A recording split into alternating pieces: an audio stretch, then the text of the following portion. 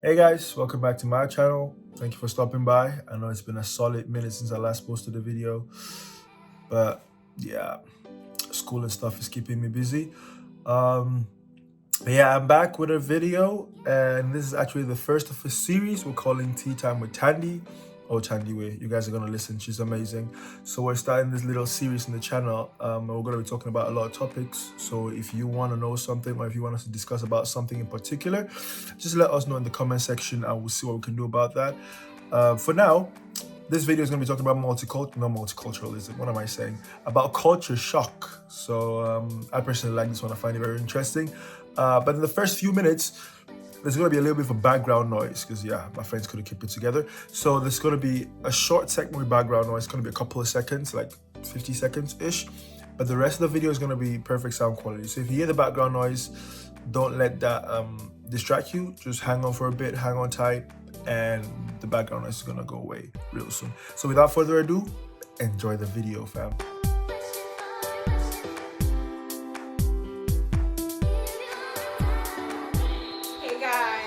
Welcome to Tea Time with Thandi. So today we're going to be discussing... Where's my own tea? Sorry, man. This is my channel. So today we're gonna be discussing culture shocks that people who are not from Europe feel when they move into Europe, and I have a couple of people with me to help me discuss this topic. So today we have the one, the only. Introduce yourself. Hey guys. So welcome back to my channel. As most of you know, I am the one and only owner of this channel. So jokes aside, today's video is going to take another form. So we're going to be having people asking us questions. It's more like an interview kind of setup. We're going to have people ask us questions about our experience with culture shock, and we're basically going to be answering the questions to the best of our abilities. Yeah. So guys, give us a little bit of background to kick off this culture discussion. I'll let you go first.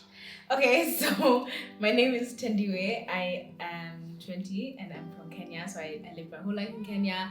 I schooled in Kenya and I did go to international schools. So maybe that has some background to this culture story.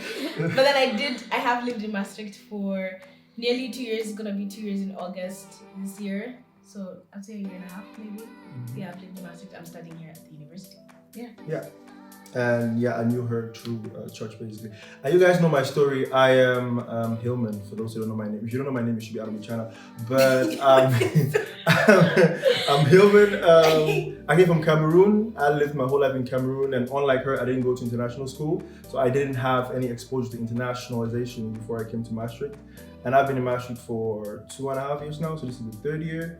And yeah, basically that was my experience. Before I came here, I had no exposure to international stuff, and my culture shock came when I just moved to Maastricht because I got fresh exposure to international environment. So did you guys actually really experience culture shock and like explain? Could you explain a bit about that? Me, I know I experienced culture shock. The culture shock was real. It hit me hard. In what way though? Tricky, in multiple ways. Tricky. Because I mean, from the last video, those who have watched the last video, you know, I already gave like a little history how I moved from Rotterdam, which is like up somewhere middle in the Netherlands, to the south, just like moving from different cultures. And so I spent a couple of months adapting to the culture up in the north. And so when moving down again, it was another adaptation process, and like just thrown into a university setting with all my classmates were basically Dutch students. Just the interaction at the most basic level was tricky. And I think that the thing that made it the hardest for me was the fact that my humor was not gotten. And I think my humor is such a big part of my personality. If my jokes don't click, tricky. The door. Nothing else actually clicked. So for me, at the most basic level, the interaction was not going. But I mean, there are other parts to this whole culture shock. But I feel like for me, at least on the most basic level, it was the whole part of humor. The humor was not clicking. It was not making sense. So for me, that was the most significant thing, at least with the first part. Okay, yeah, I did experience culture shock, but I mean, it's not in the sense of being with different people. I mean, yeah, that was a huge factor, but I think what mine was just not being alone. That was my huge culture shock. Because, you know, in Kenya, you know, we're all together, everybody's in your business. But then here, I was like, nobody even cares like how I'm doing, like, you know. So that was a huge bit of my culture shock for sure. Like I felt like it was very individual for me. Yeah. Like, you know, like people were not checking up on you, people didn't care about what you were doing, and that was weird. Yeah. It's like, why don't you care? Yeah, exactly. I think I had the same thing. Cause I mean, like, I feel like maybe the audience knows already. Like, European societies have like an individualistic culture, while our African societies have like a collectivistic culture. So it's more like community based. Exactly. While here it's more like all man for yourself, God for you all. That's a pigeon phrase. I shouldn't have said it, but everyone for himself and God for us all. Basically, that's that's the translation. So I had the problem where I had to come here, and the first time I wanted to hang out with friends or some friends I made in my old city, I had to make appointments to hang out with friends. The ghetto. That was so tricky for me. Because, you know, in Cameroon, I'm just used to like waking up, not even calling them, just going to their houses, popping up. Like, okay, if you're not at home, I just chat with your mom, you know, that kind of thing. But here I had to like make appointments to see them. That one, I know it took a long time for that to actually sit right with me, because I was like, tricky. I mean, now I do the same, because I mean, it's just the way the society is built. You have to you have things to do. You cannot just be running around meeting people every moment. But I know in the beginning, that was definitely something I was like, oh, I never want to adapt to that. But yeah, eventually you learn how to adapt, for real. I get you. I totally get you on that one. I think the next one that I had an issue with was,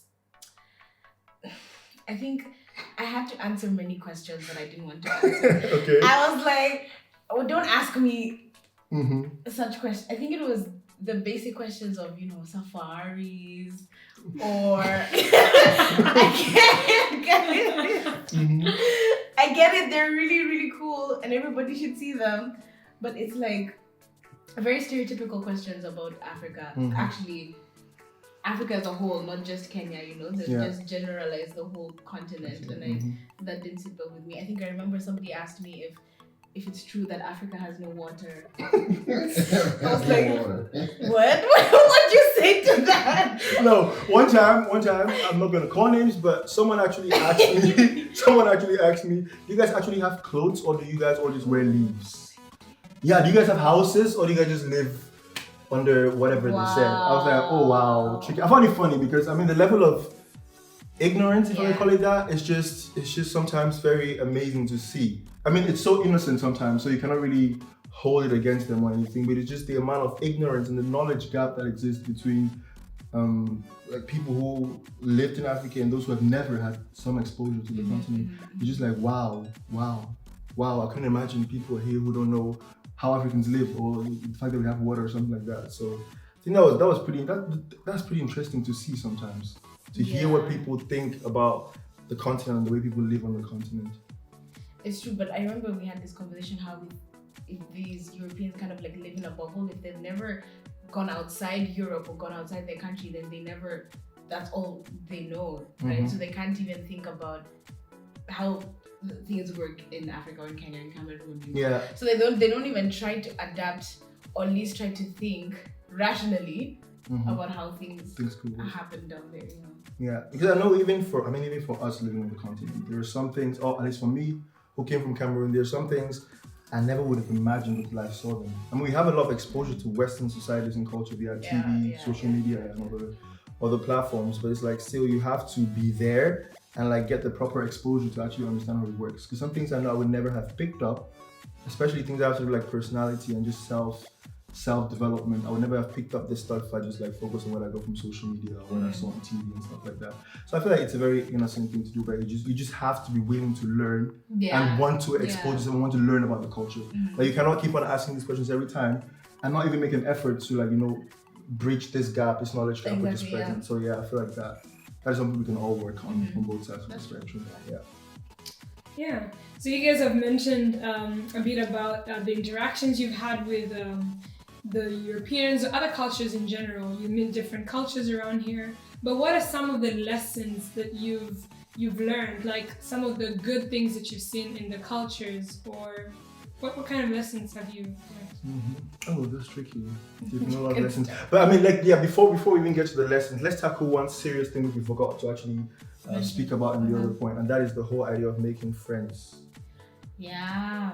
Good question. How many Dutch friends do you have? Why are you putting me in the spot? Why? It's tricky. Okay. I actually have no Dutch friends. How long have you been living in the Netherlands? Shush! Okay, dang. God, I don't know why you're shouting. No, but that just actually goes to show the point I'm trying to make. It's whew.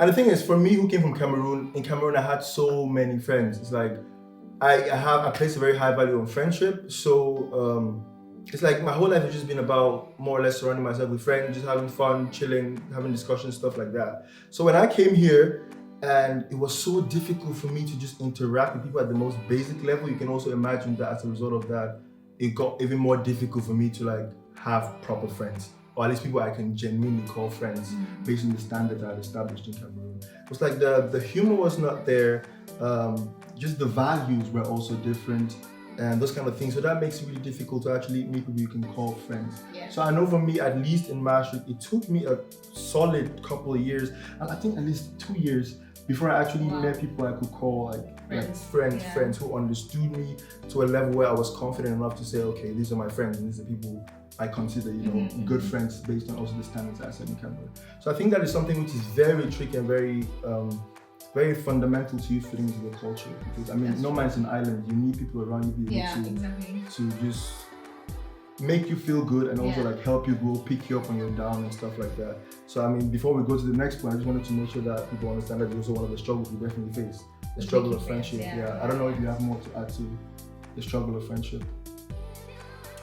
I mean, it's not, I just want to make it clear, it's not that I didn't want to have Dutch friends, okay? It's just that I happen to have related to people who are just not Dutch, okay? It's not that I purposely came here and I was like, I don't want any Dutch friends, okay? No, it's just, I just happened to have landed in friendships and the person is just not Dutch. I'm just, easier for me to relate to somebody who comes from the, it's not similar, similar-ish backgrounds or cultural things, but then I am very open to, of course, having friends who are Dutch. Yeah, but I think it's also fundamental, for example, in your case, to have people, even if they're not from the same culture, but at least they are willing to learn more about your culture, exactly. Because that's what matters. But sorry, can you repeat the question you asked again, so we can go to the next question? So you mentioned about some of the interactions you've had with Europeans and other cultures in general. Yeah. But like, what are some of the lessons you have learned from this experience of culture shock, and what are like some of the good things you've noticed or that you've seen? I mean, there's a lot of stuff which is on the other side of the spectrum, like stuff which we find less attractive. But I mean, there's a lot of stuff we've learned as well from the culture, like you asked. And I feel like one of the things which I definitely learned, I think I'm still in the process of learning, is efficiency. Because I mean, Dutch and German people, I think, are known for the efficiency. I call it Dutch efficiency. You can just sit down in one spot with just one machine, your laptop, and you get so much done in a short period of time. I know I had some problems with that because I always felt like, if I don't do it in multiple sittings, it's not going to be good enough, But people still sit down in one hour and they get stuff done, which you take 5 hours to do, or 5 different sittings. So I feel like the efficiency is definitely one thing I learned. Punctuality is another thing I learned, which I still struggle with. Because you always have those, I don't know, just something in your mind which tells you you're not supposed to come early. No matter how you try to convince yourself you should come early. But punctuality is something I'm definitely trying to learn from them. And just open-mindedness, just the fact that everyone is different, everyone has their own different perspectives and experiences in life which have formed them the way they are. So it's like just the open-mindedness is something I definitely have learned as well. I like the open-minded one a lot. I think it also teaches you interacting with people from very different cultures, teaches you how to adapt to various situations. I mean, it's not we'll always be stuck with people who are from Kenya or stuck with people who are from Cameroon. If we're trying to be global leaders in the future, then we need to learn how to interact with various cultures. People from all over the world. So I really like that one too. And also punctuality, because I know that it's tricky. African timing is deep. Yeah. We'll get there eventually. Yeah, soon. Yeah. But then on the other side, I feel like over the years, there's some things I've personally found less attractive about the culture, or at least my study, to be specific. It's not like it's less attractive, but it's definitely different from what I'm used to, right? Like, for example, the whole idea of there not being competition, which is also good. You know, you don't have that much of a push to you all the time to like perform and stuff like that. It is very practical. You know, you learn a lot, but then in a less stressful environment. Because if you compare the Dutch system or the Dutch standards of learning to, for example, the African standards of learning, is totally different. In Africa, you have to perform. You have to be a doctor, engineer, or a lawyer. If you're not one of those, then the door. the door. Just pack your things and go. Pack all your belongings. But I feel like the aspect of competition is definitely one. But one thing I also find a little bit tricky is that, at least in my sphere of influence or people I surround myself with, like in different settings, there is a very low level of ambition. They're just used to like towing the line and following what the system has set in place for them to like go through. So that leaves them very limited in view. They're not striving for higher. So I feel like that's one of the things which I definitely found less attractive about the culture. Which also, funny things, I fell into the same pit. Because I also because I've always been an ambitious person from the onset, and I left high school with the same ambitious mindset and mentality. When I got here, and I was, the things, you surround yourself with these people, and after a while, they begin to have a certain degree of influence on you, and you find yourself also just doing the same, just towing the line, and not really being as ambitious as you would love to be. And I know definitely it took effort to pull myself out of that pit and be like, okay, no, that is not who I want to be.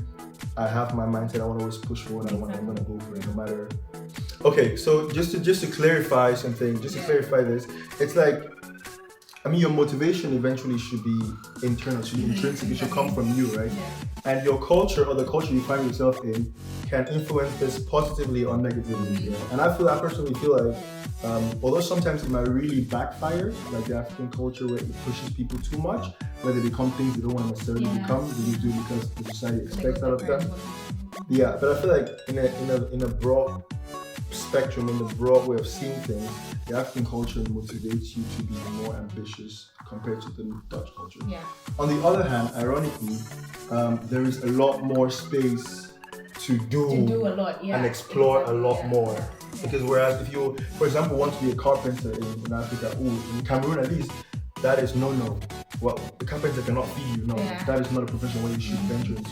Whereas here they're like, if you make furniture for us at home and stuff like that, you're good. That's what you're passionate about. If you're passionate about planks, go for it. Stuff like that. So I feel like that is definitely. They're two sides. They're two sides. Exactly. There's pros and cons to it all the time. Maybe another thing you could comment on is the power distance. How has it been so far for you?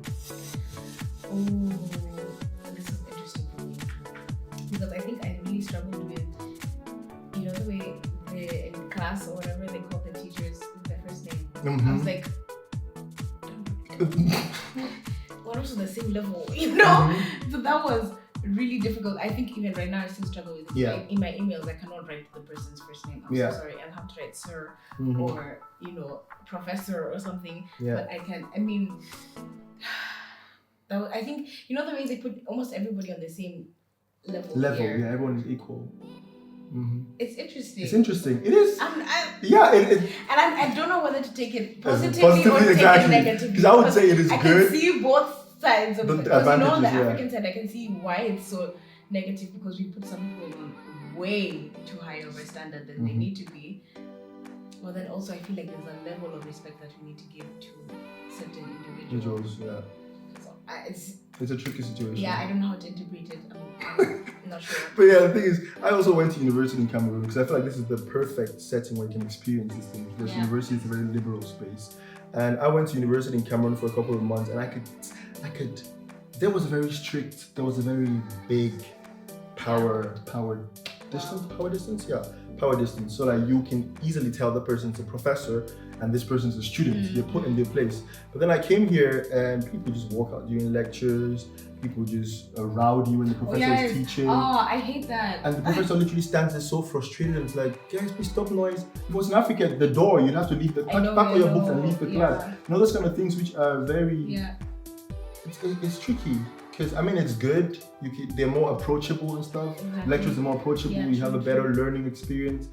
But it's like when you see from the side of the lecturer, you've worked so many years. Yeah, I know. Just for some child to come and make noise at the front, and paying attention on their phone. Exactly. On being on the field. Yeah, exactly. Yeah. So that is definitely a tricky one. Yeah. That's difficult. I mean, also in our tutorials as well. The teacher could be talking, and this person is like a PhD student or something, and the rest of us bachelor students are here making noise. It's just like respect. Levels of respect are different, I guess. Yeah, and the respect is reciprocal. I mean, if you give, you receive. Yeah, exactly. And sometimes the student, if you don't give that, you don't expect to receive that as well. So, So what advices do you have for people like you who have never been exposed to such a culture and are going to be exposed, maybe for the first time actually? You want to go first? Sure, I think if somebody's about to be exposed to such a culture, I think the best that they can do is just a lot of research. I feel like for me, I did research about this place before I came. I was just like, the Netherlands, let's go! But I didn't really try and research and already try and adapt myself to that culture with whatever I'm reading. But then also, you can't believe everything that you read on the internet. Yeah. But at least go with some level of knowledge of what to expect. If you come here blindly, then you just, your culture shock will be deeply brutal. Then you'll end up being homesick for 6 months or something. Yeah. So I think the best you can do is just research with it. Find people that you can talk to who have maybe had the same experience as you, or are going to have the same experience as you. I guess just communication with people is also really important. Yeah. In the same field, I guess. It's amazing how you mentioned homesick.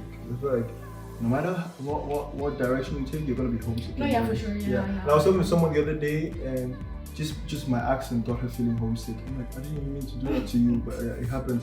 But I think for me, the advice I'm gonna definitely give to someone who has never been exposed to the culture before and is like just being thrown into the whole thing, just be open-minded.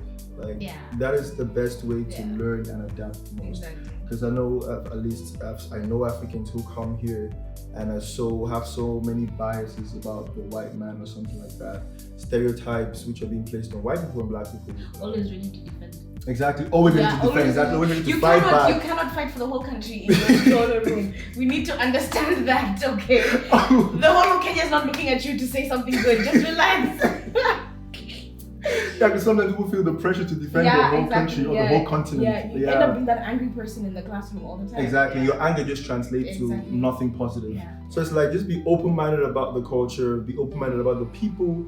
I mean, no matter how bad it seems, you can always learn something from a new culture, and that's one thing I've learned. It's like, no matter how, even an individual, no matter how, for lack of a better word, messed up an individual seems, there's always something you can learn from that person. You can even learn how messed up the person is, so you know how to cope with messed up people and stuff like that. So it's just be open-minded, learn the most you can, and expose yourself to the most you can. Because like exposure gives you the best experiences. And also don't, when you get here, don't close yourself off and completely refuse to interact with people.